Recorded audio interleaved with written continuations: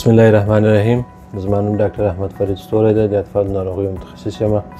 دا چې دا اونۍ د مور د شیدو په اړه باندې د مور د شیدو په ګټه باندې په اصطلاح باندې خبرې کوو.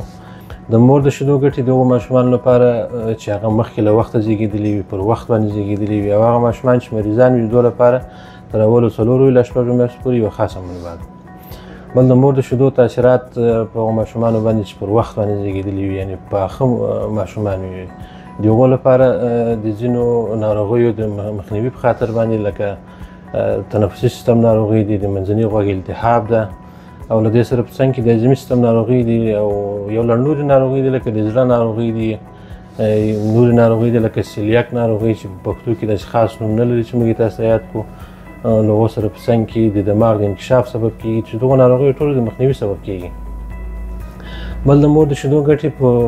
مخکې له وخته زیږېدلي ماشومانو باندې چې هغه مخکې له وخته زیږېدلي وي، یعنې په طبي اصطلاح کې ورته پریمچور ویلی شو، په هغو باندې د مور د شیدو اغېزې ښې دي. که څه هم دغه ماشومان په زیاته اندازه سره د مور د شیدو زغم نه لري، خو بیا هم که چېرته دغو ماشومانو ته د مور شیدې ورکړل شي، ځینې ناروغۍ دي چې د هغو مخنیوی کېدای شي وشي، چې هغه د کولمو په اصطلاح باندې د کولمو یوه ناروغي ده چې د کولمو خپله التهاب کې رامنځته کېږي، اکثره په دغه مخکې له وخته زیږېدلو ماشومانو کې رامنځته کېږي. که چېرته د مور د شیدو په واسطه سره تغذیه شي، ممکن دغه خطرات کم شي، او که چېرته په پوډري شیدو باندې تغذیه کېږي نو دا خطر به تقریبا 6 الی 10 چنده په دوی کې اضافه وي. له دې سره په څنګ کې په پریمچور یعنې مخکې له وخته زیږېدلي ماشومانو کې چې کله د مور د شیدو په واسطه سره تغذیه کېږي، د دغو ماشومانو په ذهني او رواني حالت باندې ډېره ښه اغېزه لري، د آی کیو یعنې د ذکاوت د لوړوالي سبب کېږي، چې دا هغه ټولې ګټې دي چې کوم میندې چې خپلو ماشومانو ته شیدې ورکوي دغه ګټې به پکې وویني. عمومي شکل سره کومې ګټې چې دي، د مور شیدې خالصې دي، پاکې دي، له میکروبونو څخه پاکې دي، همیشه تودې وي، همیشه په لاس کې وي، همیشه ارزانه وي. نو دا د مور د شیدو ګټې دي چې ماشوم ته هره مور باید ورکړي. بل د مور د شیدو ګټې هغه میندې چې ماشوم ته شیدې ورکوي او خپله د مور لپاره څه ګټې لري.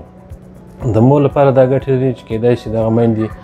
د رحم د سرطان څخه وژغورل شي، د سینې د سرطان څخه وژغورل شي، همدارنګه د تخمدانو د سرطانو څخه وژغورل شي، د لوړ فشار په کنټرول کې کومک وکوي. د میندې چې د زړه ناروغیو ته مساعد دي، د زړه ناروغۍ ولري، د دوی په کنټرول کې ډېر رول لري. نو دا ټولې ګټې دي چې میندې چې په اصطلاح باندې ماشوم ته شیدې ورکوي، د هغه ټولې ګټې دي چې د ماشوم لپاره ورکول کېږي. نو په اخر کې پیغام دا ده چې هغه میندې چې په اصطلاح اولاد راوړي دنیا ته او په اصطلاح باندې ماشوم لري، باید خپل شیدې په هر صورت باید ماشوم ته ورکړي، ځکه دا ډېرې ګټې لري، هم د اقتصاد له پلوه، هم د ماشوم لپاره، هم د آینده د ماشوم د راتلونکي لپاره. دا یو خاص پیغام ده د میندو لپاره چې باید خپل شیدې باید خپل ماشوم ته باید ورکړی شي. خو ځینې استثنایي حالات موجود دي چې په هغو کې باید د مور شیدې ماشوم ته ور نه کړلی شي، چې هغه ځینې ناروغۍ دي که چېرته مور مریضه وي، چې یو لړ خاص ناروغۍ دي لکه فعال تبرکلوز باندې اخته وي، همدارنګه ځینې نورې ناروغۍ دي چې په پښتو کې خاص نومونه نه ورته لرو، چې د ویروسیلا په نوم ده، او بل د بروسلوز په نامه ده چې موږ ورته حیواني مورقه ورته وایو. که چېرته ماشوم مور په دې باندې مبتلا وي نو موږ نسو کولی شي ماشوم ته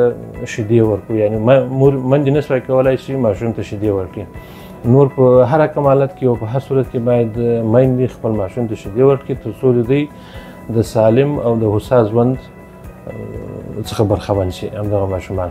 مننه.